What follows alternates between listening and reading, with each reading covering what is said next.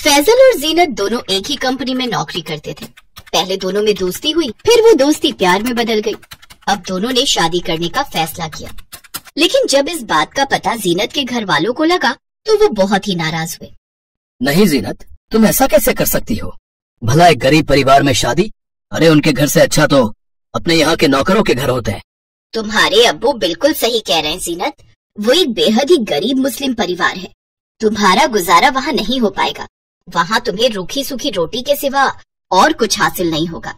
लेकिन जीनत उनकी एक नहीं सुनती और अपने अम्मी अब्बू की मर्जी के खिलाफ जाकर फैजल से शादी कर उसके कच्चे मकान में रहने आ जाती है। फैजल के परिवार में उसकी अम्मी फरजाना, पिता वसीम और बहन जोया थे। वो भले ही गरीब थे, लेकिन फिर भी उस गरीबी में वो कभी कुड़कुड़ाए नहीं और ना ही कभी ऊपर वाले को दोष दिया, बल्कि हमेशा उसका शुक्रिया अदा करते रहे। आओ बेटी, हमारे इस गरीब खाने में तुम्हारा स्वागत है।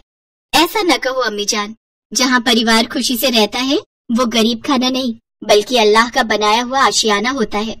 सभी जीनत के नरम स्वभाव से बहुत खुश होते हैं। बहुत ही जल्दी जीनत अपने गरीब ससुराल में ढल जाती है। वो वहाँ के तौर तरीके भी सीख जाती है। अब जीनत खुशी खुशी सबके साथ रहने लगती है। देखते ही देखते कुछ दिन बीत जाते हैं। सुनिए जी, कुछ दिनों बाद बकरीद आने वाली है। जीनत की हमारे घर में पहली ईद है, तो हमें अच्छे से मनानी होगी। आप फजल जनाब से बात कीजिएगा। मैं बात कर तो लूंगा, लेकिन तुम उनका स्वभाव जानती हो ना, एक नंबर के कंजूस हैं। अब कोई उनकी जेब से एडवांस के नाम पर चवन्नी भी नहीं निकलवा सकता।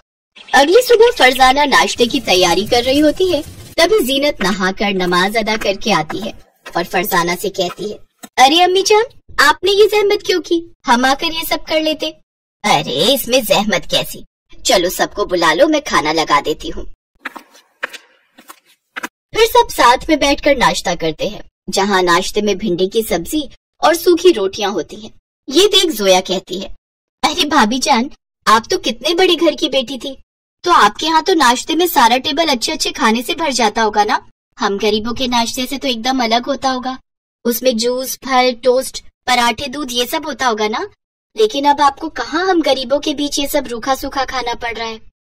ऐसा नहीं कहते जोया, खाने की थाली से अमीरी गरीबी नहीं नापी जाती। चलो अब जल्दी से खाना खाओ। जीनत ने बड़े प्यार से अपनी ननद की बातों का जवाब दिया। ऐसे ही ईद वाला दिन भी नजदीक आ जाता है। जीनत के फोन पर एक फोन आता है, जिसे उठाते ही जीनत खुशी से झूम उठती है। फिर कुछ देर बाद बात करके फोन काट देती है। तभी फरजाना वहाँ जाती है। अरे बहू, किसका फोन था? बड़ी खुश लग रही हो। हमारे अब्बू का फोन था। कल ईद पर वो हम सबसे मिलने आ रहे हैं। अरे वाह, ये तो बहुत अच्छी बात है। फरजाना अपने घर अपनी बहू के अमीर मायके वालों को आता देख सोच में पड़ जाती है और फिर अपने मियाँ से जाकर कहती है, सुनिए, कल बहू के मायके वाले यहाँ आ रहे हैं। आप ईद के लिए कुछ पैसे उधार ले आइएगा। मैंने पहले भी मालिक से बात की थी, लेकिन उन्होंने मना कर दिया था। ये कहकर वसीम काम पर चला जाता है और वहाँ अपने मालिक से कुछ उधार मांगता है। अरे लेकिन अभी तो महीना पूरा होने में 10 दिन बाकी हैं। लेकिन तुम गरीबों की यही तो बुरी आदत है, एक बार मना करो तब भी बेशर्मों की तरह बार बार पैसे मांगने चले आते हो। लेकिन मेरे पास तुम गरीबों को देने के लिए एक पैसा भी नहीं है। ऐसा ना कहें हुजूर, कल ईद के मौके पर बहू के मायके वाले हमारे घर आने वाले हैं, तो अगर पैसों का इंतजाम ना हुआ तो हमारी खिल्ली उड़ जाएगी मालिक।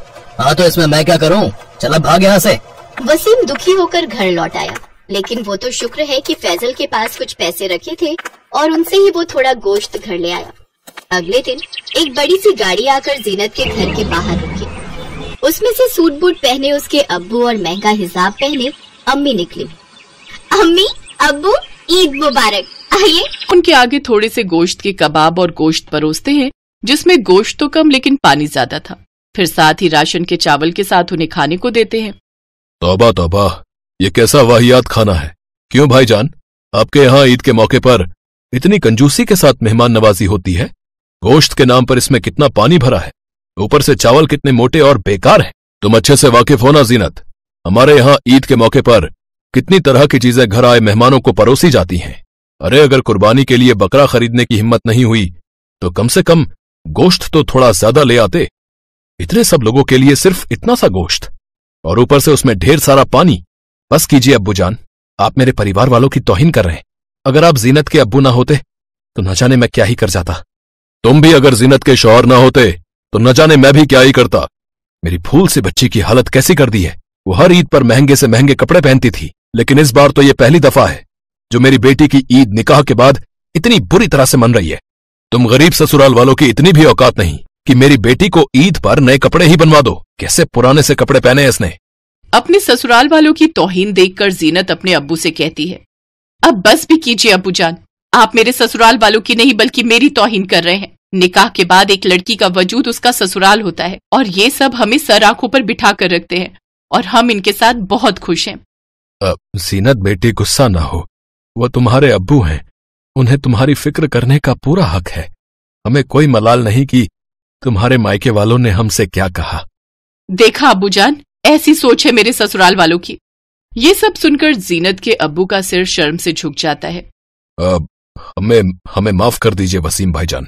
अब तक मैं यही सोचता था कि अमीर और गरीब एक दूसरे से अलग होते हैं, लेकिन इन सब में मैं ये समझ ही नहीं पाया कि गरीब के घर में ढेर सारी इज्जत और प्यार होता है। और मेरी बेटी वो सब पाकर कितनी अमीर बन गई है। अब जाने दीजिए समधी जी, अब ये सब भूल जाइए और अब हम सब ईद के इस पावन अवसर पर मिलजुल कर खुशियां बांटते हैं। ये बकरीद का दिन था जिसने जीनत के ससुराल और मायके वालों के बीच रखी नफरत की कड़ी को मिटा कर रख दिया और उन्हें प्यार के धागे में पिरो दिया। फिर गरीब ससुराल में आए अमीर मायके वाले उन सब के साथ खुशी खुशी मिलकर ईद मनाते हैं।